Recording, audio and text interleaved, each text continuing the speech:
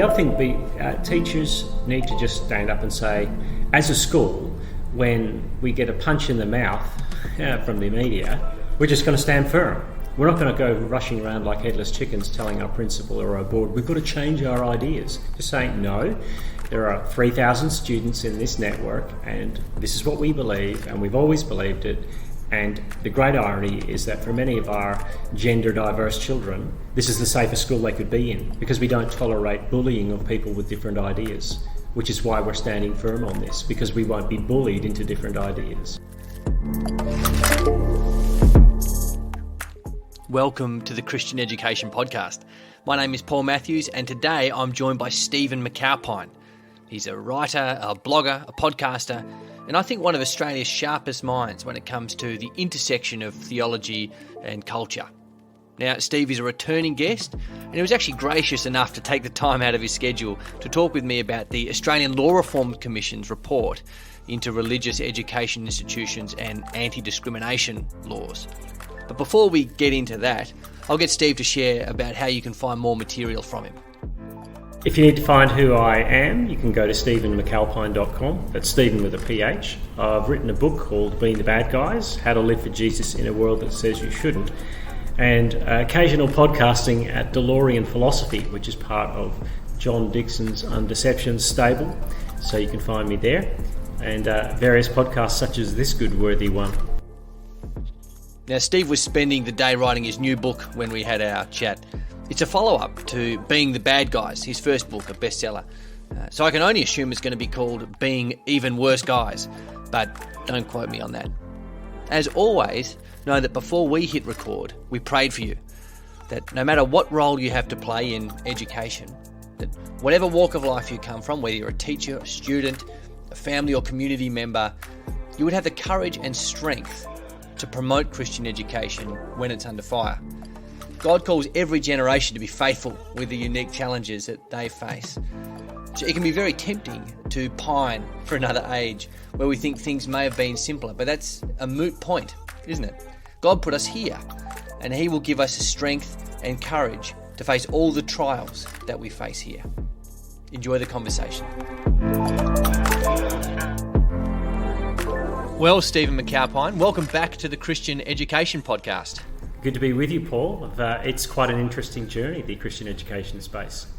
Oh, we're going to the moon here at this podcast, you know, and what a time too. There's lots of shuffling of the decks in the Christian education space, and of course we're glad for people like you, Steve, who are doing a lot of thinking in this space as well recently.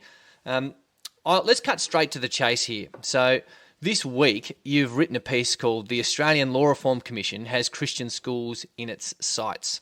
For those of you who don't know, the Australian Law Reform Commission is an independent Australian government agency that provides recommendations to the government about how to change the laws to best fit with the current state of Australian society. In this case, they're examining faith-based schools, and they look set to remove the prerogative of faith-based schools to employ only people of that faith as staff of that school. Anyway, more on that will become clear in due course. I just thought I'd help those of you out who aren't necessarily into the ins and outs of the Australian legal and political system. So effectively what's happened is the Law Reform Commission has put out a report. It looks like for Christian schools things are worse than we'd hoped. So we rest on a number of legal, legislative pillars to be able to operate as authentically faith-based schools. It's not like, as best I can tell, a sledgehammer has been taken to those pillars, but it looks like perhaps the termites have set in. Things might not be as solid as we sort of hoped down there. Could you tell us what kind of threat to Christian schools and sort of religious schools do the recommendations from the Australian Law Reform Commission actually represent? Well, that's a good metaphor, the termites one. I think the metaphor I use is the naughty dog that's not allowed on the carpet, but it simpers forward, creeping sort of paw by paw until suddenly it is on the carpet. And I think that's the key issue as I look at how the Law Reform Commission and other things have pushed back against Christian schools. The primary issue, I think, is that hard secularism in Australia is following the lead from other places, jurisdictions around the world. It does not want to see alternate ethical communities. And that's what I call a Christian school. It's an alternate ethical community with a framework of a vision of what human flourishing looks like, which is very different to what I think is quite a hard progressive agenda in Western democracies at the moment.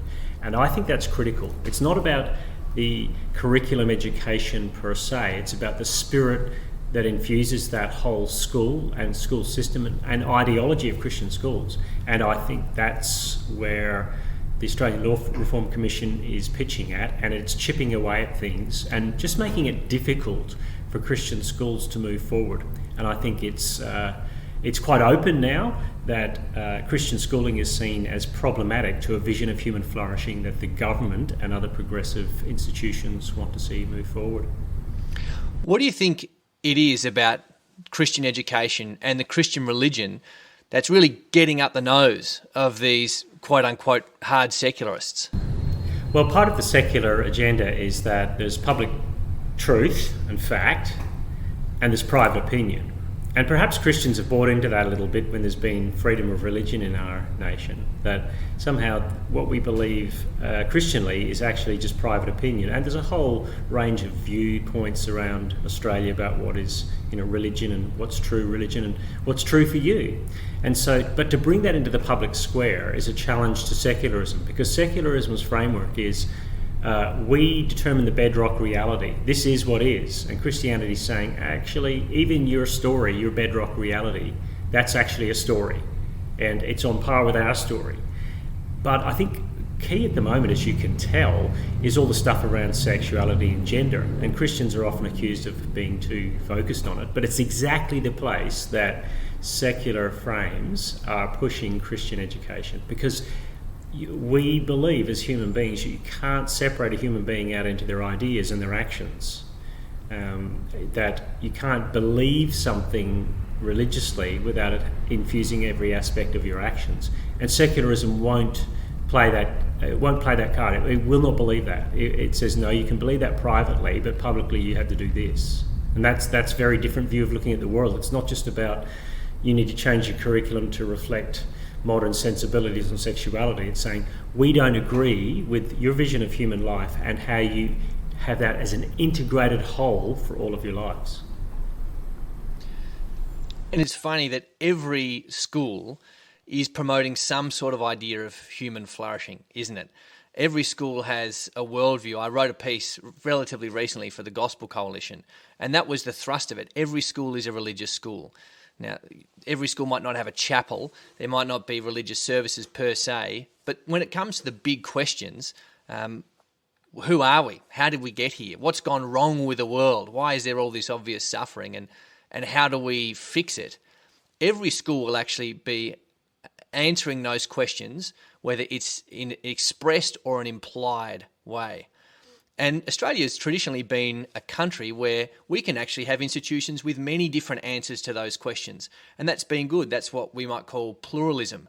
We've been quite proud of our pluralist society where we can have a marketplace of ideas. But what you seem to say, Steve, is we've moved from a place where we can have a marketplace of ideas. And in some, it's like COVID. The market's closed. There is no longer a marketplace of ideas. There's basically now a big monoculture that's being enforced upon several different institutions, so that regardless really of your faith position, you're actually having to walk a certain religious party line here. And what you're saying is Christian schools are going to start to feel the flames on the toes sooner rather than later, perhaps. Yeah, look, and I think it's been that march to the institutions from a very hard left perspective that when I did a sort of a postmodern arts degree in the 80s, these ideas were not fully fledged in the public square. But they get there, and that's the way it works, that the people who are the influencers today were the people going through the universities in the 70s and 80s and 90s. And part of that is that part of the narrative is that the Christian West is the problem in the world. And the sooner we can divest ourselves of those power structures, which are, even in their claim to truth, are hiding power, that's the claim, the better. So that has infused its way through the education system, the secular one, through the legal system and into government. Now, politics is downstream of culture, but it's followed suit. And that's why the legislation is coming up. And politicians are fearful of being the individual politicians, of being the politician that supports a school in their constituency that suddenly gets on the front page of the Sydney Morning Herald for being homophobic and transphobic or whatever it is. And so what you're finding is that it's incrementally pushing schools in the areas of discrimination on legislation, but also on the issue of safety.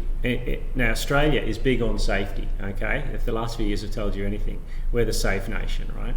And if you can play the safe card that the Christian perspective is unsafe, that to ask someone to think about a perspective of their sexuality that may counter what they believe about themselves, that's unsafe, because we're psychologically driven people, you will kill a school off by the death by 1,000 cuts. And once you can break the ethical framework of what the school's about and say a teacher doesn't have to believe those things, they just have to teach them, you're done. The great irony is that you're not going to go to a public school in Australia and get an even-handed approach to what Christian marriage is about.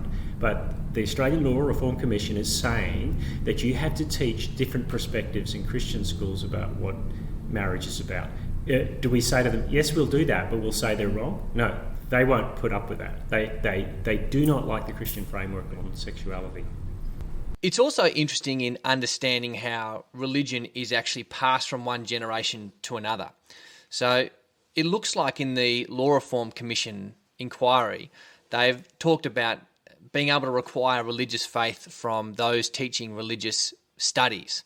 So if your job directly calls you to be able to teach the Christian religion, well, then it's fair for an employer to be able to call you to be a Christian.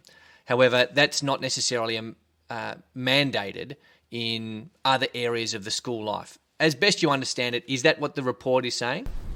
Well, I thought it was, but it pushes it further. It does say that the sexuality and gender issue should have no bearing, what a person believes or even acts, on even the religious education side of things, that they could actually live how they wish, but as long as they promote the religious framework in the religious education studies of the school. Now, I don't think that recommendation will get up. I think there'll be enough pushback against that. I think it'll have to be that you can have your religious education staff as Christians, and that may be all Christian schools get in the end. It feels like this is it won't change until it does.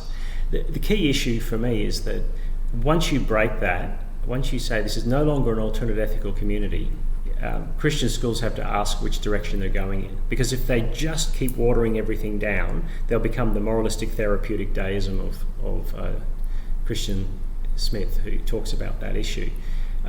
There's got to be a solid centre at any Christian school. And Christian schools in Australia range from church schools which have open employment through to closed employment, open enrolment through to closed enrolment, and everywhere in between. So they're all going to have to navigate it slightly differently. But unless they can maintain something distinctive about themselves, then the gospel of the secular age is just going to keep chipping away. The problem is, of course, the Christian schools are so big and the networks are so important, and they're run they are run well, and they are increasing their enrolments all of the time, that to say to a Christian school, well, stand on this one or shut, Christian schools they're just not going to do that. That is not going to be what they're going to do. And there's not going to be a case like in when the Catholic Archbishop decades ago brought all the students down to when there was a threat to funding for Catholic schools, brought all the students down to the public school and said, will you educate them? I don't think we can play that card today, because I don't think that we have the same cultural weight to us. The education system might just say, well, like it or lump it. And I think that's where it's heading. And it's interesting because you've got a whole lot of people, as you've talked about, coming to Christian schools over the last 4 or 5 years. So Christian schools have gone to the moon. They have really grown. However, people who are coming to these Christian schools, are often not Christian, but they are socially conservative in some ways. But a lot of that social conservatism, at times, it doesn't actually impact views of sexuality and gender. So you actually can find yourself in a state as a school where a lot of your key stakeholders aren't for you in this regard. They actually think you really need to get up with the times. Like, sure, I want my child to learn good values, but I think we all know what good values are around sex and gender. And it's not that old stuff from a couple of 1,000-year-old book. So Christian schools in some ways can find that they're actually pushing uphill now in areas where they didn't think they would have to because of, in some ways, their successes, because of the growth that they've had. Yeah, look, they assumed that the client would come and say, this is great, I like this, and part of it is integral, is your view of sexuality. But that's not what's happened. To be a good, valued person in our culture at the moment is to be open to other people's lifestyles. And the client will always set the agenda once you get to a certain tipping point. Now, if you're at a school with 60% Christian framework kids and 40% not, that's going to be different. But even then, Christian students maybe don't hold the same perspectives as those who are running the schools do on these issues. But you will always respond to the consumer. And the consumer at the moment says, I want a safe place for my kids to go where they can get a good university entrance result, where the bullies will get expelled, which often happens, unlike in public settings, where the pastoral care is good. But if my child decides that they're trans, or that my child decides that they have a different sexuality, I don't want the school knocking them for that. And even if your child doesn't, the average default perspective in most people who are not from a Christian framework in Australia is that live and let live when it comes to sexuality. If the school could just drop that issue, we'd be fine. And I think the biggest pressure will be on schools to hold the line on that, and they're going to have to explain to their clientele who don't agree with them why they're holding that line. And yeah, will they hold that line? It remains to be seen.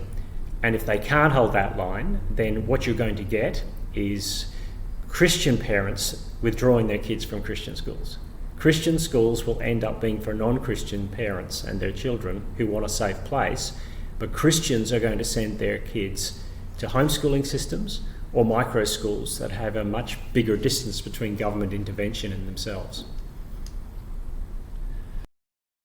That's absolutely right. I think this is a critical moment for Christian schools right now, because we don't necessarily have the hounds breathing down our neck at this stage. We've still got a bit of leeway. But Christian schools and principals and teachers, they don't want to end up on the front page of the Mercury or whatever the local rag is at their neck of the woods. You don't want that kind of PR for your school. We saw it happen not so long back with City Point. And it is just not the sort of thing you want your school community to be dragged through. So what can often end up happening, as best I can tell, is the school will hold a historic Christian view of sex and gender. However, that will be cloistered off in some policy somewhere. We basically say, let's not rock the boat. We all understand, yes, we hold a traditional opinion on this, but we really can't afford the sort of PR disaster that other schools have. So we're not going to talk about it. We're just not going to talk about it. And Tony Abbott, for all his foibles, he had an absolute moment of clarity when he said, a silent majority that stays silent will not long be a majority. So you've got these schools who feel like in some ways they've got the news media ready to catch him out at any time. They hold a historic Christian position, although it's cloistered away in this policy document, in this sort of arterial network, these catacombs of their head office folders. And what ends up happening is you're not selling anyone on your vision of the good life. You're maintaining silence when actually the culture around you is preaching about as loud and as hard as they can on these sorts of issues. And that's not how any persuasion gets done, is it? That's exactly right. That's what I was just thinking as you're saying it, is that the one topic that everyone is being spoken about from every perspective in the world, which is being a totalising topic about what a vision of the good life looks like, your identity and your sexuality and your gender, etc., and you're not going to speak about it, that would seem like a bad strategy for promoting your vision of the good life. So what you'll end up with is this bifurcation where students go there and they say, this is the Christian stuff, but this is the real stuff of what I'm going through at the moment with all my hormones, at the very time in life when these things are actually at the fore. And the problem, of course, is that the ABC gets winds of it, and there's never here's the other side of the story, ever. That's not coming. So at the very time that all of the colourful narratives are coming against you, you're going silent on it. You're self-selecting that. And Tony Abbott is right on that point, that you won't be the majority. In fact, I don't think we are already, and I think that happened quickly. And Christian schools are now, if they're naive, they're thinking, oh, these Australian Law Reform Commission report recommendations won't come through. But they will, and then they haven't been ready to do anything when it does come. So what they will do is they'll react, they won't respond. And so what you'll get is this death by 1,000 cuts over the next 20 years. And look, as a friend of mine said, look, the government and those against Christian schools, and the government's not against Christian schools, it just wants them to go a certain way. Those who are opposed to Christian schools don't want them shut down. They just want to co-opt them. You do all the hard work, you spend all the money, you do all the buildings, you get all the kids here, you get all the teaching staff, you get all the pastoral care in place, we'll fill it with our values. You do the hard work, which is exactly what Christian schools flourished for in the beginning, because government couldn't afford to pay for the education of everyone, and it was a good opportunity for Christian schools who had a vision of what human life could look like to fill that gap, and they did it very, very well. And now they're coming back and saying, actually, we'll take that. It's like, the little hen who finds the wheat. Who will help me plant the wheat? No one. No one else will. Who will help me weed the patch? No one will do that. Who will help me water the wheat? No one will do that. Who will help me mill it? No one will. Who will help me eat the bread? Oh yeah, I'm up for that. That's where we're at. It's interesting in your article, and of course that'll be linked in the show notes, you've said that although this represents a really critical moment for those invested in Christian education, it's actually the Christian school teachers who don't quite get the magnitude of what's going on. They just don't understand the moment we're in. There's a pastor and an educator, a bloke called Douglas Wilson out of the United States, and he's sort of satirically postulated the 4 key battle mantras of the sort of soft evangelicalism. There's a 4-step plan. He said the first one is there's not going to be a fight on this thing. The second stance, there may be a fight. The third stance, it's too early to fight. The fourth stance is it's now too late to fight. It just completely washes over you. You get caught and the change is made before you can do anything about it. Let's press pause on this discussion for a moment. Over the last year or so, some of you have been asking how you can support the Christian Education Podcast. Well, let me give you 3 ways, all starting with S. The first S is simply to subscribe. So that's just a setting on your podcast app, actually. And if you do that, that helps me probably more than you think. The second S is to share. So if you really love one of these episodes, why not push it through your social media? You can even send it to an educator directly if you think they'd benefit from it. And the third S is to get in touch. Now, I know that's not an S, but let's not get bogged down in the details here. If there's someone who you think would make a great contribution to this podcast, why not send me their name? Hey, you can even dob in yourself. That's just fine by me. So if you're able to do those 3 S's to subscribe, share, and get in touch, well, that will help me do the very same thing that we're all trying to do here, to see God's kingdom grow through Christian education. Having said that, let's get back to the discussion. Now, it looks like by God's grace, we can still do something about it.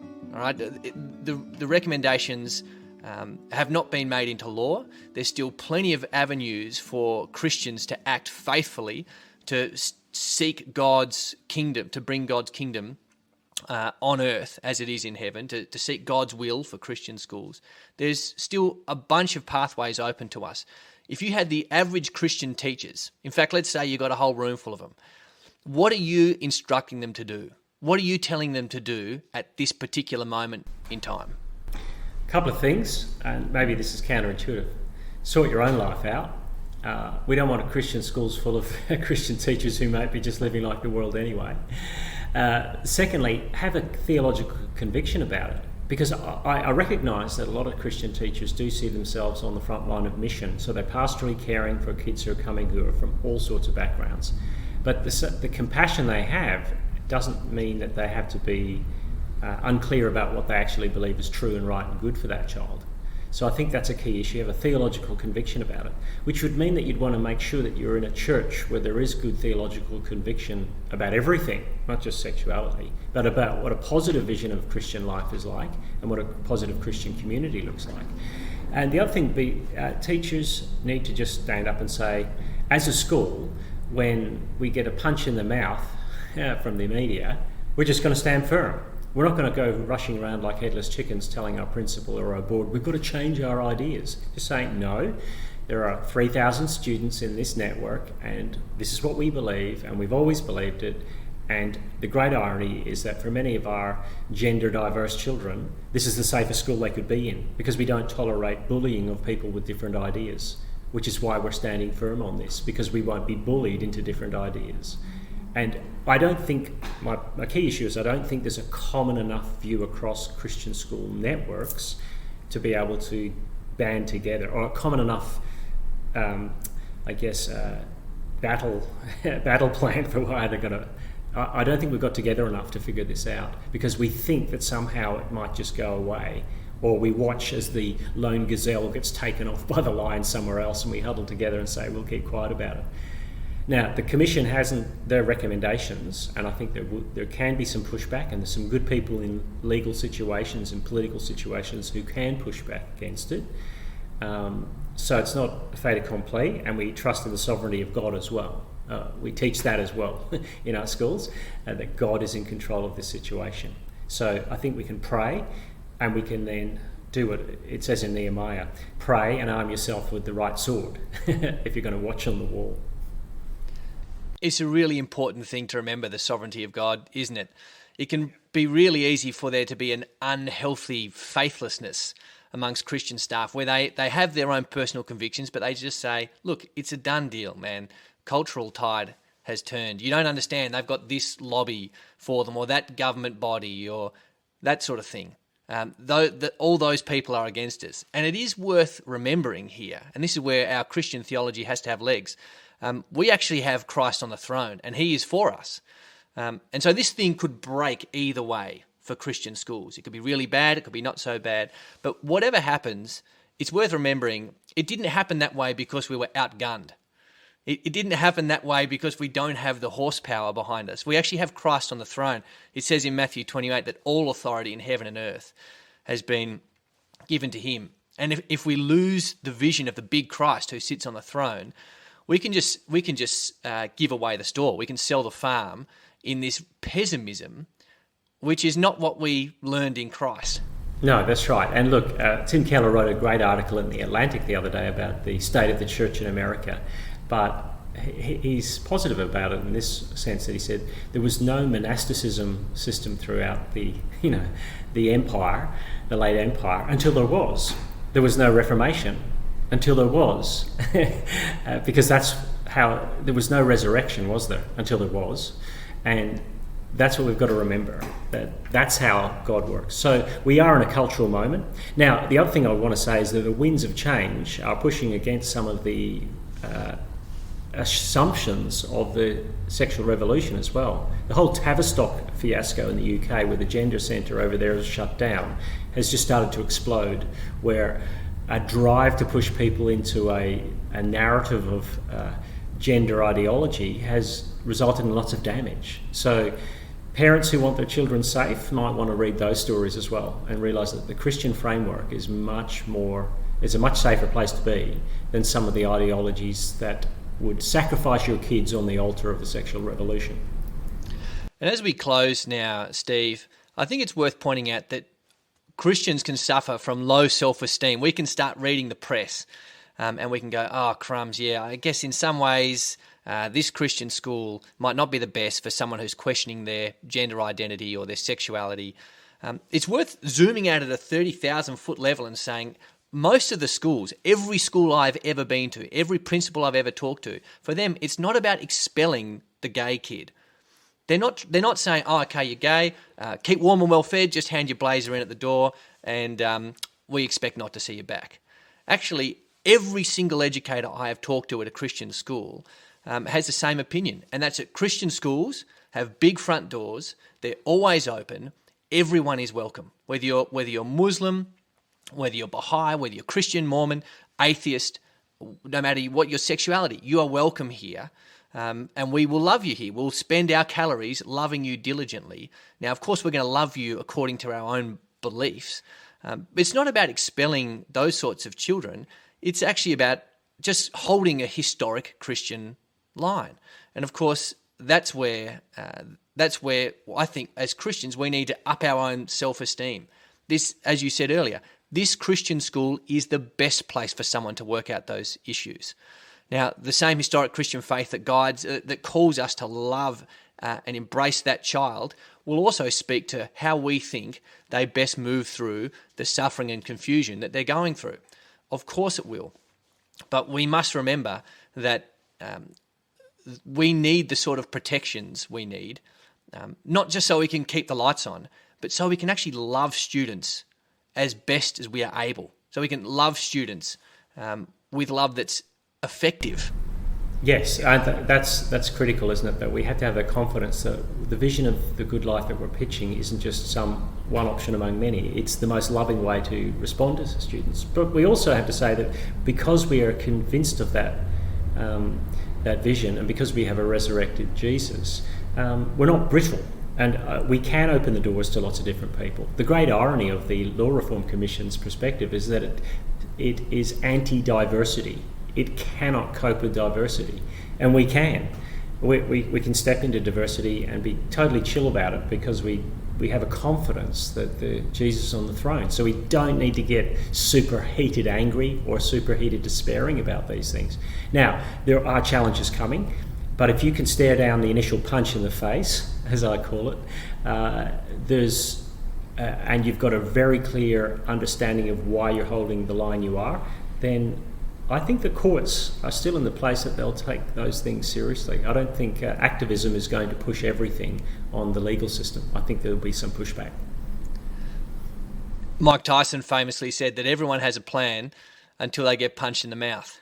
And my hope and prayer for Christian schools is that we can take that punch, as you've said, and we just keep marching. Of course, we would not be the first Christians in history to take a punch or to take many blows for the name of Christ. I hope this is a chance for us to step up and to faithfully model a Christ-like position and not to disintegrate and lose the very distinctives that make Christian schools so glorifying to God. Stephen, I'm aware that that's all the time we got at the moment. I'm really thankful for your time and your energy that you've invested into this subject. I hope you keep writing, and I hope we're able to keep reading your commentary on these sorts of matters. I pray God's richest blessings for you over the course of this coming year. Thanks, Paul. And it's worth pointing out that Mike Tyson said those words in the context of losing a fight to Evander Holyfield, who did get a punch in the mouth, but was sure-footed enough to change his strategy and still win the bout. Well, here's hoping we can be the Evander Holyfield of the education system. Thanks, Paul.